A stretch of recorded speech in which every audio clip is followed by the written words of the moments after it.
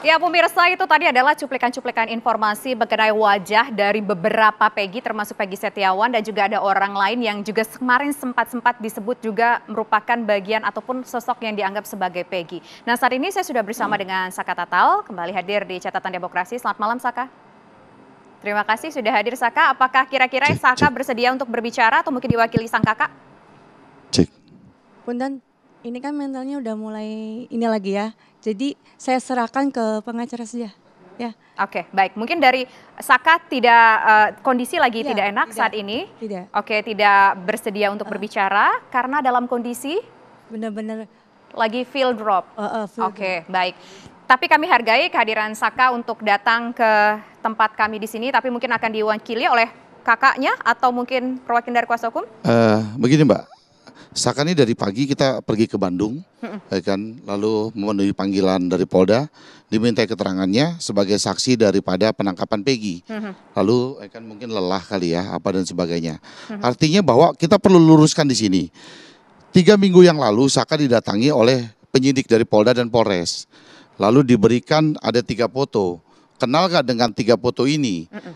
Lalu Saka bilang tidak. Nah, berbeda artinya 3 foto yang disebut Peggy itu berbeda dengan apa yang sekarang viral di luar dengan Peggy yang sekarang ditangkap di Polda dengan apa yang disodorkan oleh penyidik. Jadi di sini Saka sendiri nggak tahu Peggy yang asli itu yang mana, nggak ngerti. Oke, Ya bentar. Ini 3 foto yang disodorkan bukan Peggy yang sekarang sudah ditangkap? Iya, nggak, artinya ada 3 orang, ada 3 foto, kan salah satunya Peggy gitu loh. Salah satunya Peggy. Lalu foto yang Peggy yang sudah ditangkap atau ya, Peggy yang sempat berseliweran di viral-viral? Ya, Peggy yang sudah ditangkap itu dengan Peggy yang disodorkan oleh penyidik. Nah, gambarnya itu berbeda. Fotonya itu dengan orang yang Saka lihat sekarang Peggy yang ada di medsos ya kan, media itu berbeda. Nah, Saka sendiri nggak ngerti karena memang dari awal nggak kenal Peggy itu siapa, gitu loh. Tadi pun juga kita sudah jelaskan kepada penyidik bahwa ya kan dari awal kita Peggy pun nggak kenal. Cuma karena putusan ini sudah inkrah, ya kita nggak bisa bilang apa-apa lagi. Dalam keterangannya Saka pun juga di pengadilan juga sudah dikatakan dengan sebenar-benarnya. Artinya bahwa dikatakan dia tidak kenal Peggy. Cuman majelis hakim selalu mengarahkan kepada BAP. Selalu mengarahkan kepada BAP. Itu waktu kan Saka ditangkap dalam umur 15 tahun. Jadi dia nggak bisa berdaya apapun. Jadi sampai akan diceritakan malam itu Saka ada di mana. Ya kan Saka katakan bahwa malam itu dia bersama dengan Sadikun. Dia motornya Sadikun rusak, dia mau pergi dengan Sadikun ke motornya Irfan rusak, dia sama Sadikun mau antar motor itu ke bengkel. Sampai Saka katakan begitu, majelis hakim teriak, mana ada katanya bengkel malam-malam begini. Ya jadi apa yang sudah sebenar-benarnya disampaikan oleh Saka, ya. Apa kemudian yang diperiksa, yang diminta keterangan Peggy pada hari ini? Apakah hanya menyodorkan foto tersebut atau ada hal-hal lain yang digali dari Saka? Ya lebih mengarah kepada keterangan pada saat di persidangan. Lebih mengarah kepada sana. Artinya bahwa kalau di fakta di persidangan, keterangan Saka di persidangan jelas bahwa Saka diarahkan untuk mengenal Peggy. Karena sudah disampaikan bahwa dia tidak mengenal Peggy. Sudah disampaikan itu aja. Makanya tadi kita ketika dibilang, kan coba kita lihat contoh fotonya yang mana. Masih kita lihatin lagi ya tadi Saka ya. Seperti apa sih kan Peggy-nya tuh. Dikasih lihat oleh penyidik tadi. Oh ini Peggy-nya gitu loh. Lalu Saka bilang kan kenal gak? Nggak kenal. Terus beda gak dengan foto yang situ? Beda gitu loh. Cuman nggak tahu Peggy yang asli itu yang mana. Peggy-nya itu kita nggak tahu. Itu loh Mbak. Oke baik, kita terima dulu informasi kita tangkap. Terima kasih Peggy dan juga kuasa hukum. Nanti kita akan mencoba menggali lebih lanjut lagi. Nah saat ini saya juga sudah bersama dengan Mas Ferry. Mas Ferry ini adalah warga Cirebon yang tinggal di depan bengkelnya Aib. Begitu ya Mas Ferry ya? Saya tinggal di belakang SMP Negeri 11, Mbak. Persis di belakang SMP Negeri 11. Persis di belakang SMP 11, pada saat peristiwa tersebut terjadi, salah satu lokasinya adalah berada di depan SMP tersebut. Nah, Anda termasuk adalah salah satu orang yang membantah keterangan yang sudah disampaikan Aib, yang Mel dan Aib yang sudah sempat kita dengar kemarin yang dianggap sebagai seorang saksi begitu.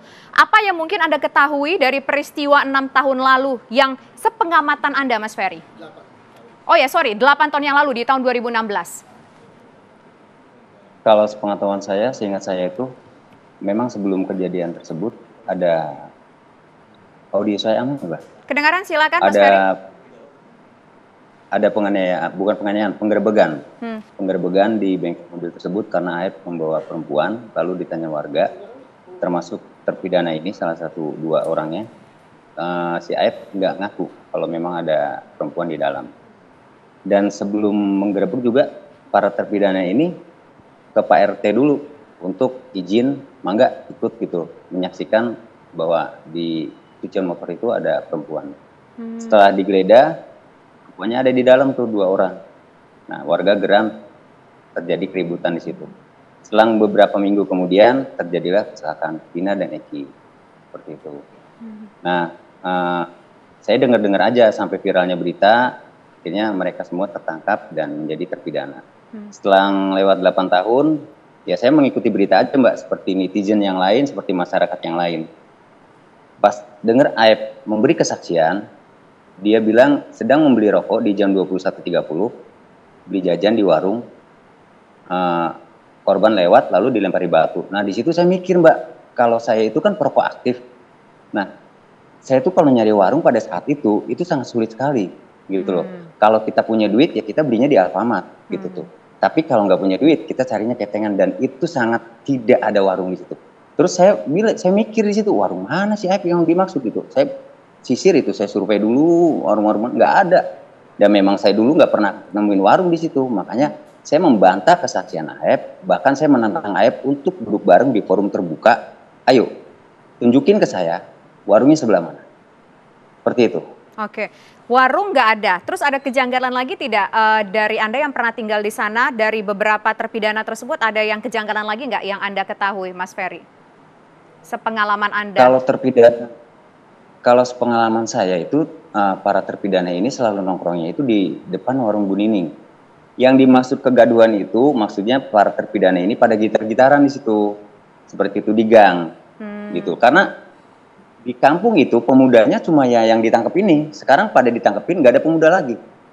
Dan mereka kesehariannya itu kuli bangunan. Saya tidak pernah melihat, saya tiap hari lewat gang itu Mbak. Gang di sampingnya saya, di gang di cucian motor Aep itu setiap hari saya lewat. Pagi saya mau berangkat kerja saya lewat situ, pulang kerja mereka anak-anak terpidana ini lagi pada nongkrong, bahkan kadang-kadang minum nutrisari gitu karena lelah habis pulang kerja. Dan saya tidak pernah melihat atribut motor, jaket motor, karena ekonomi mereka juga di bawah gitu Mbak. Jadi ya saya tahu banget anak-anak memang bukan geng motor. Dari keluarganya, dari latar belakangnya. Jadi yang Anda ketahui bahwa mereka-mereka yang sudah ditangkap ini, yang sudah diadili dan juga sudah dijatuhkan vonis ini, kesehariannya bukan mereka yang suka kumpul-kumpul pakai motor. Anda kenal semuanya? Bukan. Atau beberapa di antara saja dari 8 itu? Kalau kenal tidak, karena saya juga di situ pendatang. Sebelum terjadinya tragedi Vina dan Eki, saya itu sudah tinggal di situ. Dan saya tinggal di belakang SMP Negeri 11 itu selama 6 tahun. Dan saya tidak pernah melihat yang aneh-aneh di situ. Santun anaknya. Anak-anak itu santun. Malam hari misalkan habis maghrib mereka lagi pada nongkrong, saya lewat atau sore gitu. Jalan kan nutup tuh karena nongkrongnya itu di jalan, di gang itu Mbak. Kalau saya lewat dari jauh mereka udah berdiri dulu. Kalau saya bilang, kalau kata orang Jawa, punten, mangga. Santun mereka. Lalu warung Bu Nining itu kantin belakang sekolah Mbak, SMP Negeri 11. Jadi ada pintu samping, anak-anak SMP kalau istirahat ke kantin itu. Dan itu tidak pernah ada anak-anak yang dipintain duit sama mereka-mereka, diketrek kalau kata orang bilang. Nggak pernah, karena mereka semua nyaman di situ, anak-anak SMP juga pada istirahat. Nah kalau Peggy Anda sendiri pernah lihat nggak sih Mas? Peggy yang tersangka saat ini? Kalau Peggy itu rumahnya beda kecamatan Mbak. Gitu. Dari lampu merah itu dari SMP Negeri 11 lurus ada lampu merah, belok kanan sebelum flyover belok kanan lagi. Jauh rumahnya beda kecamatan. Jadi kalau Aep memang melihat jelas itu Peggy, itu dari mana gitu. Sedangkan semuanya itu pada punya aktivitas. Peggy yang katanya di Bandung, anak-anak situ saya tahu sendiri yang kuli bangunan, Aep juga ada aktivitas cucian mobil. Lalu Aep ini khususnya untuk Peggy itu bisa melihat detail dia di foto. Ini saya ingat benar, ini Peggy.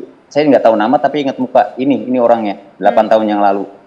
dari mana? Karena si Peggy bukan orang situ dan nongkrongnya juga nggak tiap hari. Kalau memang benar Peggy nongkrong di situ, itu nggak bakal tiap hari karena beda kecamatan, Mbak. Begitu. Oke, tapi kalau Aep ini sendiri kesehariannya seperti apa sih? Cuci mobil, tapi aktivitas sehari-harinya seperti apa? Karakternya seperti apa? Saya tidak mengenal Aep. Kalaupun saya sering cuci motor di situ, bahkan saya sering tinggal, saya pulang dulu, saya tinggalin motornya, saya balik lagi.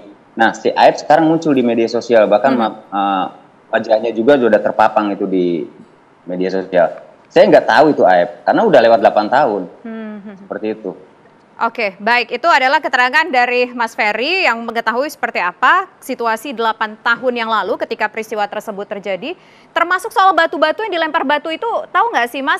Pernah lihat nggak? Batu itu ada nggak? Sebelah batu itu sebelah mana? Oke. Untuk batu, kenapa saya bisa bilang yakin? Saya itu punya anak namanya Desta Permana, itu pada saat itu masih kecil ya, yang masih anak-anak lah. Masih anak-anak, lalu apa namanya? Saya nyari di tempat kejadian Vina dan Eki di aniaya di situ ada pohon duet, Mbak, di situ, Mbak. Di gang yang layar ini ada pohon duet. Saya itu sama anak saya itu cari duet di situ dan saya selalu lewat situ kalau memang ada hari Minggu gitu tuh. Itu nggak ada batu, Mbak. Nggak ada batu yang dimaksud Aep. Anak-anak sumpah, Mbak. Wallahi demi Allah atas agama saya. Saya berani mengambil sumpah di pengadilan pun saya berani mengambil sumpah. Tidak ada batu di situ. Itu jalanan di malam hari itu pada ngebut, Mbak, karena sepi. Lalu kalau memang si terpidana ini mengadang Eki dan Vina, itu bisa masuk di akal, batunya bisa dipersiapkan dulu gitu loh. Mereka lewat di jam sekian, itu baru bisa dilempar gitu. Tapi kalau memang mereka lagi nongkrong, lalu anak si korban lewat, dadak nyari dulu, malam-malam pula. Lalu bisa dikejar, langsung dipepet. Itu gimana ceritanya si Aep? Warung pun nggak ada, batu pun nggak ada, melempar batu pula. Oke, baik. Nah, kalau untuk Saka gimana? Pernah lihat Saka nggak? Karena peristiwa tersebut terjadi ketika Saka masih berusia 15 tahun. Nggak pernah. Nggak pernah. Dari kesemua terpidana ini yang fotonya sudah pada bonyok-bonyok tuh, ada 3 orang yang saya ingat. Kalau di perempuan kembali sekarang ya saya udah samar-samar ya. Ada 3 orang karena sering nongkrong di depan warung Bu Nining itu kalau saya setiap hari lewat itu. 3 orang saya lihat ya. Dulu ya. Waktu 2016. Dan Saka nggak termasuk ya, kita konfirmasi sekali lagi dari seingatnya Mas Ferry? Iya. Oke, baik itu. Ini saya juga minta mohon kepada pemimpin-pemimpin yang institusi-institusi Polri semuanya, tolong turun ke jalan, warganya semuanya ditanya gitu loh. Semuanya ditanya dan keterangan Aep itu jarak pandang itu juga diukur gitu. Saya mata juga belum minus, Mbak. Baik. Di malam hari saya bisa lihat jelas dan jarak pandang Aep dari sudut mana Aep melihat gitu. Di situ nggak ada, Mbak, malam gelap gulita. Sekarang pun sama. Jadi jangan ngobrol begini, debat-debat kayak gitu nggak ada habisnya, Mbak. Turun ke lapangan, lihat di lokasi warungnya sebelah mana, pelemparannya dari sebelah mana, itu jelas, Mbak. Kalau begini Mas Ferry, terus lihat. Tapi kalau kita bandingkan 8 tahun yang lalu, kondisi di lokasi tempat yang kita ceritakan sekarang ini jauh berbeda nggak dengan kondisi sekarang? Ya jelas sangat jauh berbeda, Mbak. Dulu gelap gulita dan sekarang juga masih gelap, Mbak. Dulu itu mencekam, Mbak. Daerah situ, jalan perjuangan itu mencekam. Geng motor, Mbak. Yang mencekam di situ. Bisa tanya diselusuri aja jalan perjuangan. Sering, apalagi bulan Ramadan. Mencekam daerah situ. Oke, baik. Terima kasih Mas Ferry. Nanti jika kita ada informasi lagi, kita akan menuju ke Mas Ferry. Saat ini secara virtual melalui sambungan Zoom juga bergabung bersama kami. Saat ini ada Pak Jojo Suharjo, merupakan pengacara dari Pak Rudi Irawan yang merupakan ayah tersangka Peggy ataupun keluarga dari Peggy. Selamat malam Pak Jojo.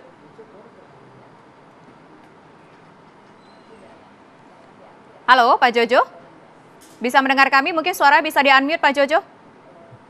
Ya, selamat malam Mbak Tisa, selamat malam semuanya. Ya, Pak Jojo, perkembangan terbaru yang Bapak dapatkan dari keluarga Peggy seperti apa? Pak Jojo, apakah betul ayah Peggy itu ada bercerita hal-hal tertentu, mungkin Peggy sempat dimintai keterangan beberapa tahun yang lalu, 8 tahun yang lalu, atau apa yang bisa diperoleh informasi dari ayahnya Peggy?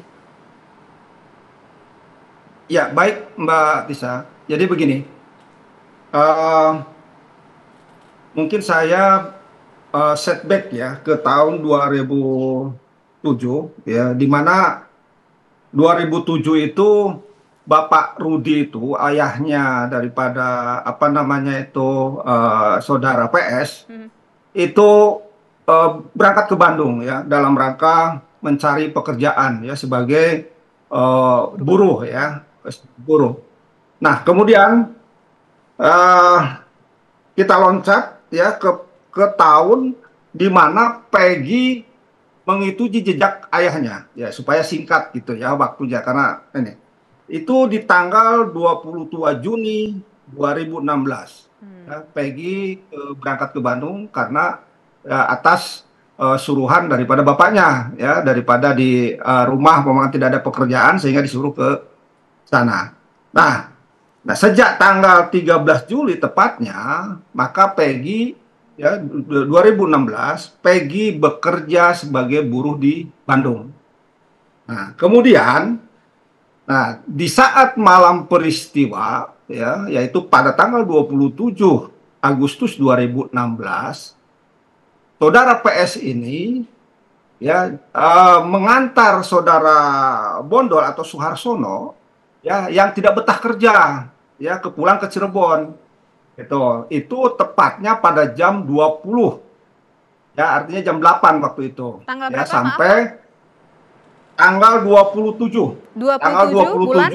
Agustus 2016 ya itu malam kejadian atau peristiwa terjadinya pembunuhan Eki dan Vina kan gitu. Nah kemudian setelah itu dia balik lagi ke Bedeng ya ke Bedeng balik lagi tidur dengan teman-temannya kan gitu ya. Nah kemudian pada tanggal 28 ini saya menemukan bukti baru tetapi saya tidak detail akan menyampaikan di sini karena petunjuknya juga belum lengkap. Ya, ada saudara PS ini tanggal 28 ya itu beraktivitas di sekitar Tegalega ya. Tegalega melakukan di situ ada kegiatan yang dilakukan oleh saudara PS. Nah, kemudian tanggal 29 Agustus 2016 ya, jam 18 waktu Indonesia bagian Barat, Ibu Peggy yaitu Ibu Kartini ya, telepon kepada saudara Parman bahwa rumahnya di Cirebon digeledah oleh Polres Cirebon. Ya. Bahkan 2 unit kendaraan roda 2 merek Jupiter milik saudara Parman dan Smash yang rusak posisinya keadaannya milik saudara Peggy dibawa ke Polres Cirebon. Saya sampai di situ saja. Oke. Nah, artinya perdebatan-perdebatan yang sekarang muncul itu gitu ya.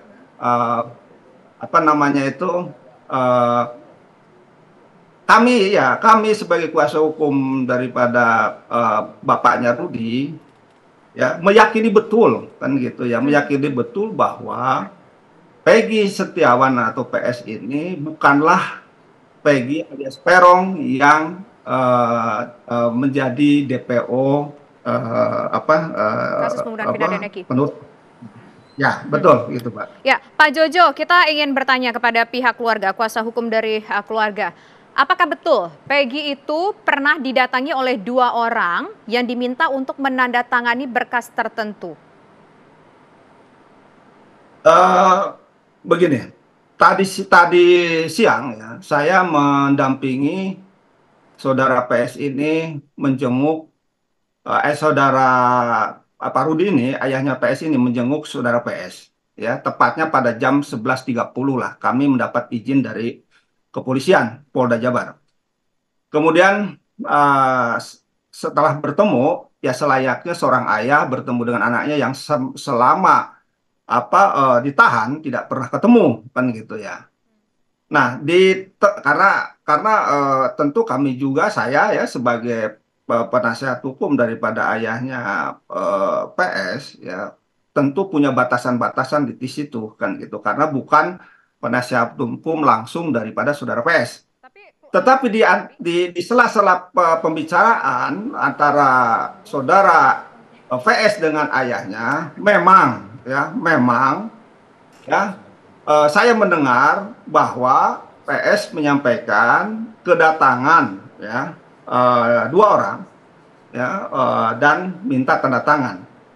Nah, Tetapi tentu saya tidak akan tidak berani begitu saja menyampaikan sekarang karena petunjuknya juga tentu belum lengkap. Apakah memang betul itu atau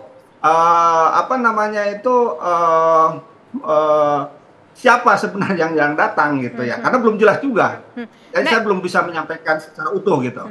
Nah itu kalau Bapak belum bisa menyampaikan secara utuh, tapi statement itu disampaikan PS langsung atau Peggy langsung kepada ayahnya, Pak Rudi itu, bahwa ada yang datang, minta tanda tangan, mengaku sebagai pihak yang akan menjadi kuasa hukum dari Peggy Setiawan. Pak Jojo. Ya, disampaikan langsung, tetapi tidak menyampaikan kalau bahwa dia akan menjadi kuasa daripada PS. Itu tidak ada itu kata-kata itu. Hanya PS menyampaikan bahwa saya kedatangan 2 orang. Ya, pengacara katanya ya, pengacara. Nah, setelah itu tidak berlanjut itu obrolannya dengan ayahnya. Tahu tidak isi berkasnya apa? Peggy cerita nggak? Ya, tidak tahu. Dia tidak cerita, hanya tanda tangan saja katanya. Tapi ditandatanganin atau enggak akhirnya, Pak? Ditanda tangan. Ditandatanganin, tapi nggak tahu itu isi berkasnya apa? Tidak tahu, kata saudara PS tidak tahu. Tapi hanya PS tanda tangan. PS tanda tangan, Pak. Di bawah tekanan atau sudah membaca berkas itu terlebih dahulu atau gimana, Pak? Walaupun Bapak nggak mau kasih tahu nih isi berkasnya apa. Ya, dia tidak menyatakan ada dalam tekanan, tidak. Tanda tangan atau enggak, Pak? Kami konfirmasi, Pak. Tanda tangan, menurut saudara PS. Kertasnya kertas kosong bermaterai kah atau ada tulisannya, Pak Jojo? Saudara PS tidak menjelaskan ya, tidak menjelaskan bahwa isi daripada kertas yang ditandatangani itu apa, tidak menjelaskan. Oke, baik, nanti kita akan bahas kembali pemirsa, apakah betul semakin diusut kasus ini semakin kusut? Bisakah kira-kira yang kusut ini diluruskan pemirsa? Catatan Demokrasi akan kembali sesaat lagi.